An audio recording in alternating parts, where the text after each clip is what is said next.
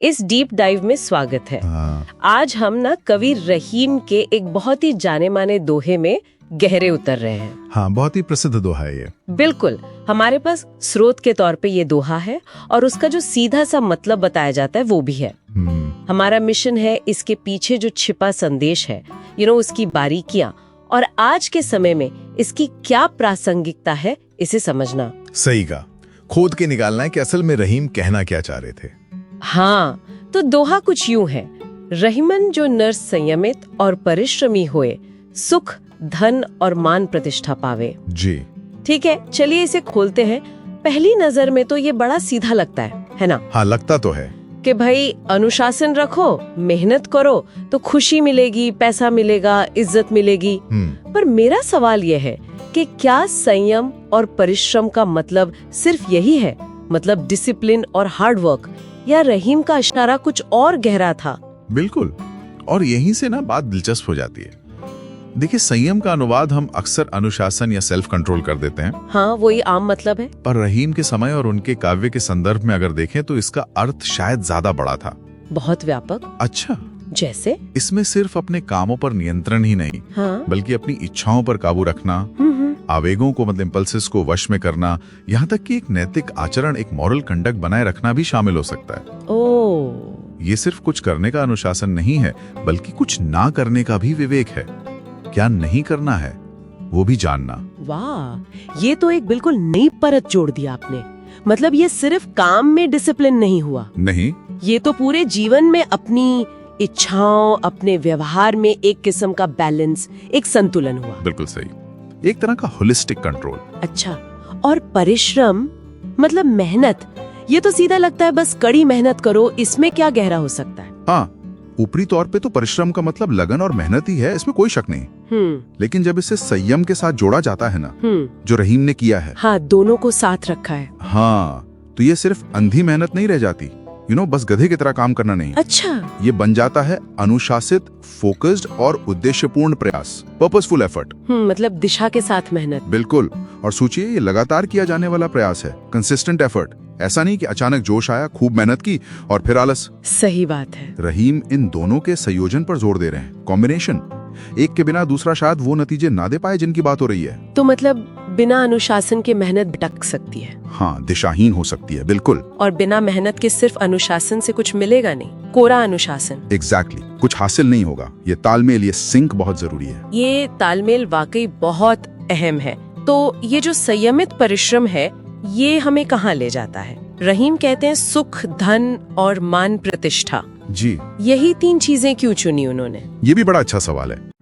देखिए, उस दौर के हिसाब से अगर हम सोचें, हाँ, तो ये एक संपूर्ण, एक कंप्लीट सफल जीवन की तस्वीर पेश करता है। अच्छा, सुख यहाँ सिर्फ वो टेम्परेरी खुशी नहीं है शायद, ये शायद वो गहरी वाली शांति, वो संतोष, कंटेंटमेंट, हाँ, जो एक अनुशासित और सार्थक, मीनिंगफुल जीवन जीने से मिलता है। अंदरूनी सुकून मतलब। हाँ, अंदरूनी सुकून।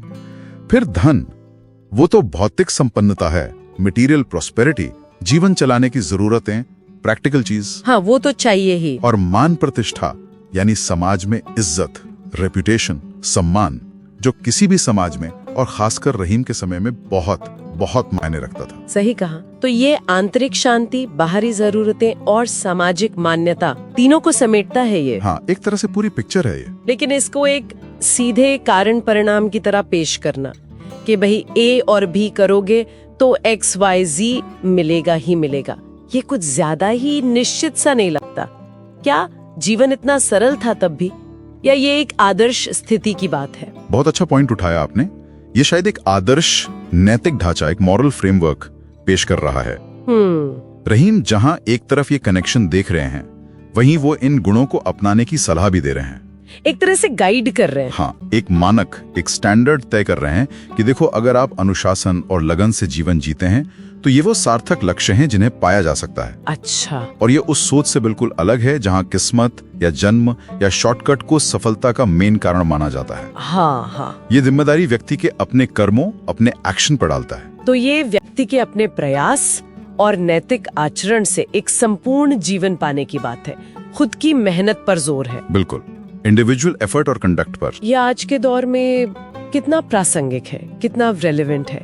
दुनिया तो मतलब रहीम के समय से बहुत बदल गई है। हाँ, बदली तो बहुत है, लेकिन देखिए जो मूल सिद्धांत हैं, जो कोर प्रिंसिपल्स हैं, वो तो शायद आज भी उतने ही प्रासंगिक है। कैसे?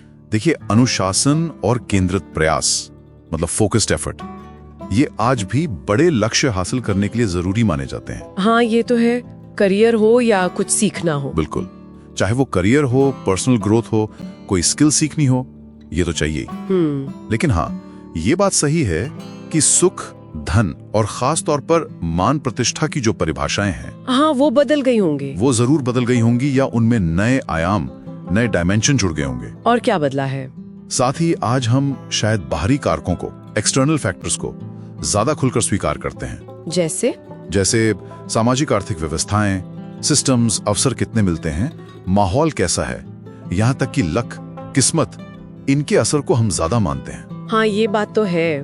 पहले शायद सिर्फ इंसान की मेहनत पे ही सारा जोर था। हाँ, अब हम मानते हैं कि सिर्फ व्यक्तिगत प्रयास ही सब कुछ नहीं है, सिस्टम का भी रोल है। सही कहा। तो मतलब ये हुआ कि जहाँ ये दोहा एक मजबूत व्यक्तिगत नैतिकता और कर्मठता की राह दिखाता है, हाँ, वो तो दिखाता ही है, वहीं आज उन बताए गए नतीजों तक पहुँचना शायद सिर्फ व्यक्तिगत गुणों के अलावा और भी कई कॉम्प्लेक्स चीजों पे निर्भर करता है। ये शायद अब कोई गारंटी शुदा फॉर्मूला नहीं रहा जैसा पहले लगता होगा। हाँ, कह सकते हैं। ये दोहा एक शक्तिशाली व्यक्तिगत दर्शन देता है, एक गाइड है आचरण के लिए।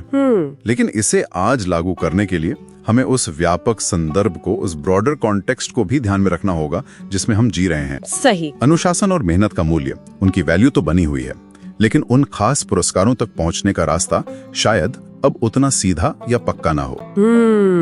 और उन पुरस्कारों की परिभाषा भी व्यक्ति और समाज के हिसाब से बदल सकती है। किसी के लिए सुख कुछ और हो सकता है, किसी के लिए सम्मान का मतलब कुछ और। तो रहीम के इस दोहे, रहमन जो नर संयमित और परिश्रमी होए, सुख, धन और मान प्रतिष्ठा पावे, पर हमारी इस डीप डाइव का सार यही निकलता है। हाँ, कि एक साधारण दिखने वाले समीकरण से कहीं ज्यादा गहरा है, बहुत गहरा। संयम का मतलब है व्यापक आत्मनियंत्रण, सिर्फ अनुशासन नहीं। परिश्रम है केंद्रित लगन, अंधी मेहनत नहीं। सही। और दोनों मिलकर एक ऐसे संपूर्ण जीवन का लक्ष्य रखते हैं जिसमें आंतरिक शांति भी हो, भौतिक सुरक्षा भी और सामाजिक सम्मान भी। हाँ, ये व्यक्तिगत कर्म और नैतिक प्रयास को एक सार्थक जीवन की नींव बताता है, फाउंडेशन, एक ऐसा संदेश जिसका वजन आज भी है।